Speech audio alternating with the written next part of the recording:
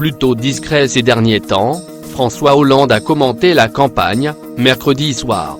La France sera toujours au rendez-vous de la liberté et du droit, la France, elle ne laissera pas passer l'obscurantisme, la France, elle ne succombera jamais à l'extrémisme, a affirmé le chef de l'État pour sa dernière participation, qualité, au 32e dîner annuel du Conseil représentatif des institutions juives de France, CRIF, dans un grand hôtel parisien.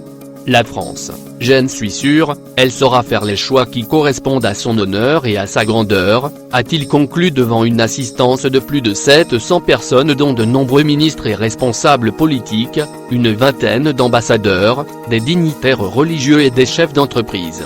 François Hollande répondait au N-1 du CRIF, Francis Khalifa, qui a appelé à faire barrage à l'extrême droite et à l'extrême gauche aux prochaines élections. Marine Le Pen et Jean-Luc Mélenchon pas invités ni la candidate du Front National Marine Le Pen, en tête dans les sondages pour le premier tour, ni Jean-Luc Mélenchon, le champion de la France insoumise, n'ont été conviés au banquet. 3 candidats à la présidentielle étaient en revanche présents, François Fillon, Benoît Hamon et Emmanuel Macron.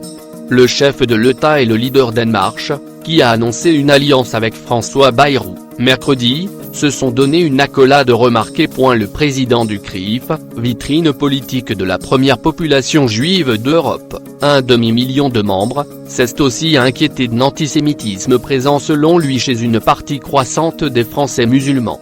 Je ne dis pas que tous les Français musulmans, tous les sympathisants du Front National et tous les sympathisants de l'extrême gauche sont antisémites, je fais le constat que les antisémites sont surreprésentés dans ces 3 groupes, a précisé Francis Khalifa pour éviter les malentendus et les mauvais procès.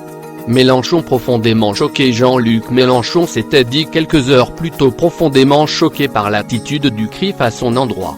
Me comparer aux partis d'extrême droite dont l'histoire européenne est mêlée aux pires atrocités commises contre les juifs est une faute morale et politique, a-t-il réagi, jugeant l'attitude du CRIF anti-républicaine. Quant au FN, il dénonce avec constance un dîner mondain, communautaire, discriminatoire et stérile. Les autorités communautaires ont cependant abordé le dîner avec un vrai motif de satisfaction, un net recul des actes antisémites -58,5%, entre 2015 et 2016. Mais les faits antisémites représentent plus de 30% des actes racistes, alors que les juifs constituent moins de 1% de la population française, a souligné le dirigeant du CRIF, pour qui les ferments de l'antisémitisme sont toujours présents.